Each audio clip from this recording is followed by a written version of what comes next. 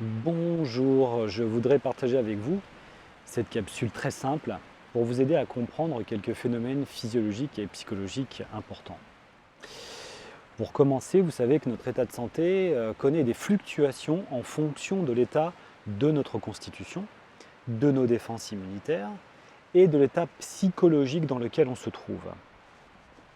Nous sommes tous complètement inégaux dans ces trois facteurs de base. Cette fluctuation est d'autant plus forte aujourd'hui. On tombe malade, vous le savez, lorsqu'un agent pathogène submerge les défenses immunitaires.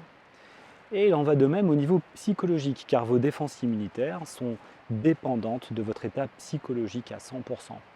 Plus vous êtes stressé et angoissé, plus vous épuisez vos neurotransmetteurs et vos hormones, comme par exemple le cortisol, qui lui est un agent anti-infectieux majeur. Donc le stress fatigue les surrénales qui produisent le cortisol par exemple, ça c'est une des conséquences. Aussi, plus vous êtes stressé, plus vous êtes sensible à la maladie.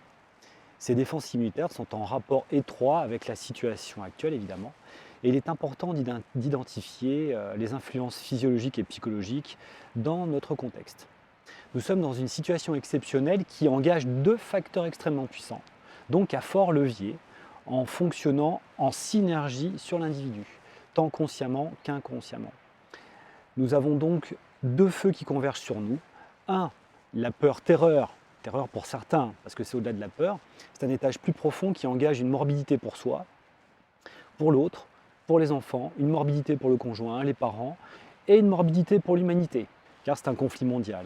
Donc aucun endroit de repli, dont la montée en puissance a été conjointe avec l'information au niveau du stress.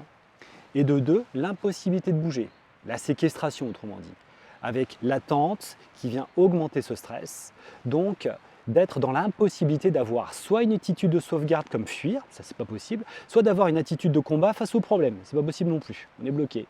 Donc une peur-terreur plus une séquestration, ce sont les deux facteurs les plus forts qu'en général il faut éviter de mettre ensemble. Donc cette peur-terreur et séquestration se vit plus ou moins fortement en fonction de chacun, mais tout le monde est concerné. Même ceux qui mettent la situation en déni, car les faits fabriquent les mécanismes de toute manière. La conséquence immédiate est un affaiblissement des défenses immunitaires, à cause du stress majeur que la situation provoque, vous l'aurez compris. C'est pourquoi on se sent bien un jour et moins bien le lendemain, un peu de symptômes un jour, pas de symptômes le lendemain, fatigué, par vague, etc., etc. Ça fluctue. Donc cette combinaison peur-terreur et séquestration, à terme plus ou moins lointain, va engendrer une somatisation très forte, donc des pathologies dans le futur. Intéressant, hein? Évidemment, cette situation est vécue plus difficilement pour certains que pour d'autres. La peur-terreur et l'immobilisation touchent tous les inconscients à des niveaux de force différents en fonction du capital émotionnel et physique, psychologique sous-jacent de chacun. Aussi, pour ne pas se laisser embarquer par ce jeu de force provoqué par la situation actuelle, je vous invite à déconditionner au maximum votre mental et votre corps autant que possible. D'abord corporellement, bougez, ne laissez pas le corps se plomber.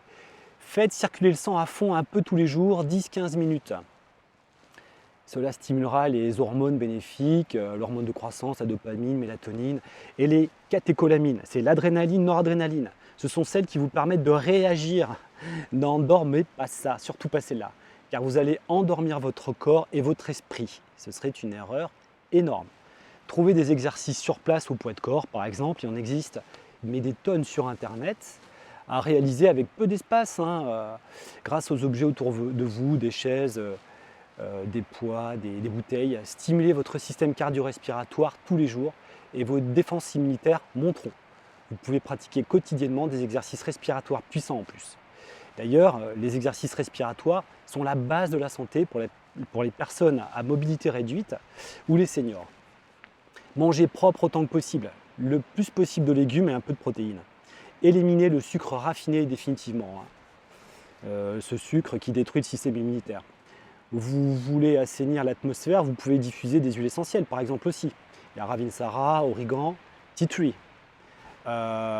Et deux, psychologiquement, désinstaller l'hypnose de la situation. Votre télévision, ordinateur portable, smartphone, etc. sont des fenêtres sur le monde. C'est vous qui ouvrez ça par habitude.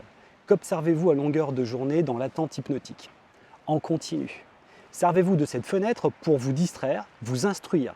Demandez-vous vraiment ce qui se passe. Documentez-vous tout seul. Apprenez quelque chose de nouveau et d'utile pour vous et pour nous, pour tout le monde. Ne ressassez pas l'hypnose des chaînes de télé et des réseaux sociaux. Vous tomberez invariablement dans une hypnose collective qui atteindra mortellement votre conscience. Par réflexe, vous penserez comme tout le monde. Par réflexe, car c'est un réflexe cérébral que d'être emmené à penser comme tout le monde. C'est un vrai réflexe, hein, c'est pas intellectuel. Mais déconditionnez-vous physiquement et psychologiquement autant que vous pouvez, car votre avenir personnel est en jeu. Donc servez-vous du déconditionnement avant que le conditionnement se serve de vous. Et souvenez-vous, celui qui s'instruit et expérimente progresse. À bientôt.